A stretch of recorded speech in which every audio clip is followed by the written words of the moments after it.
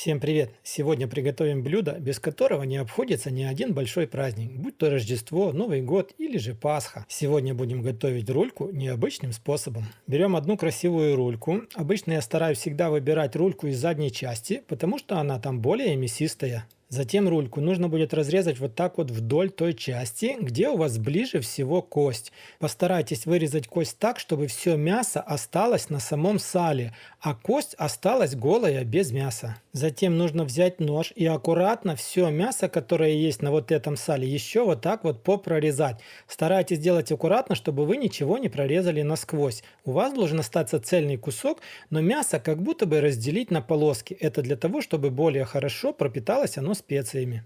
Далее накрываем все пищевой пленкой, берем молоток для отбивных и большими зубьями стараемся очень хорошо отбить мясо. Отбивайте хорошо, можно не переживать, вы ничего насквозь тут не пробьете. Самое главное сделать мясо мягким.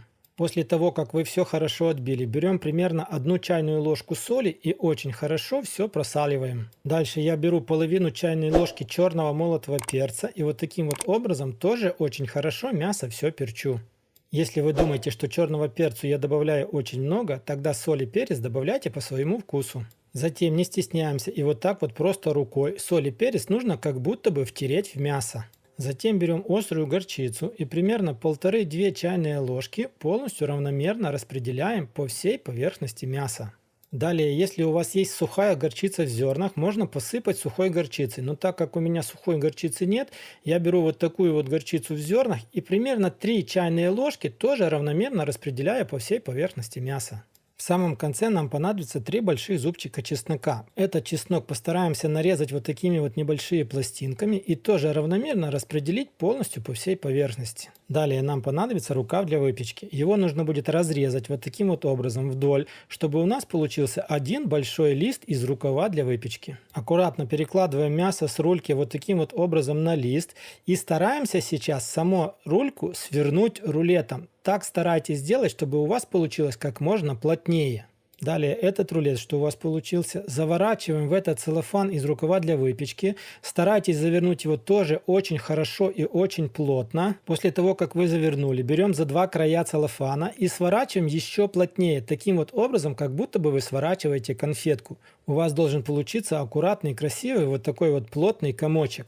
Вот эти вот концы подворачиваем внутрь и удерживаем. Если хотите, сейчас эти концы можно завязать нитками, но это не обязательно. Далее мы берем обыкновенный пищевой целлофан в рулоне и вот таким вот образом еще заворачиваем наше будущее блюдо. Постарайтесь завернуть таким вот образом, чтобы было как можно плотнее и чтобы нигде не было просветов. Примерно через 5-7 витков поворачиваем все вдоль и точно таким же образом еще делаем 5-7 витков, чтобы завернуть все вдоль. Повторяюсь, нужно завернуть очень хорошо и очень плотно. В общем итоге в каждую сторону я сделал примерно 10-12 оборотов. Ну и после того, как вы свернули плотный сверток, у вас должен получиться такой вот плотный, как будто бы кирпичик. Оставляем его в таком положении примерно на 1,5 часа, для того, чтобы он хорошо промариновался. Через 1,5 часа наш сверток мяса отправляем в кастрюльку подходящих размеров. Затем кастрюлю заливаем водой. И еще чуть не забыл, нужно будет взять вот так вот пополам, перевязать все ниткой, для того, чтобы целлофан не разматывался. Кастрюлю устанавливаем на плиту, огонь должен быть средним, доводим все до кипения. И после того, как кастрюлька закипит, кипятим все ровно 3 часа. Следите за водой, во время варки воду нужно будет подливать, но чтобы она меньше испарялась, накрываем ее крышкой. Через 3 часа достаем все из кастрюли. Я всегда укладываю в отдельный противень. Если вы сверток свернули правильно, внутри не будет никакой воды. Внутри будет только сок, который в дальнейшем станет холодцом.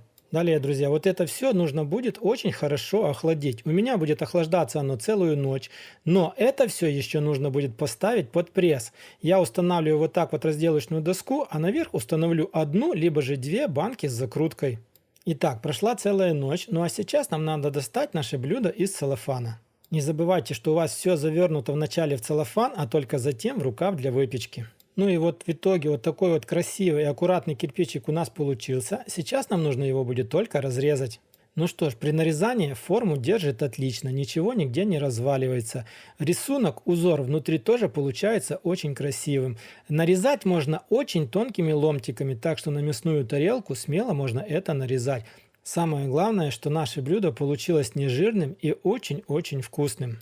Вы только посмотрите, как красиво оно выглядит в разрезе, а вкус какой обалденный. Ну что ж, друзья, на этом у меня на сегодня все. Вот такое вот необычное блюдо из обыкновенной рульки получилось. Я вам скажу, что стоит все недорого. По сравнению с колбасой, которую продают в магазине, это будет в разы вкуснее и в много-много раз полезнее. Если вам понравилось, обязательно поставьте лайк, поделитесь роликом с друзьями. Если не понравилось, пишите в комментариях, что именно вам не понравилось. Также посмотрите еще один очень интересный и вкусный ролик с приготовлением мяса. Ну а мы с вами встретимся, как всегда, в новых видео на канале Аппетитная кухня. Всем пока, всем до скорых встреч!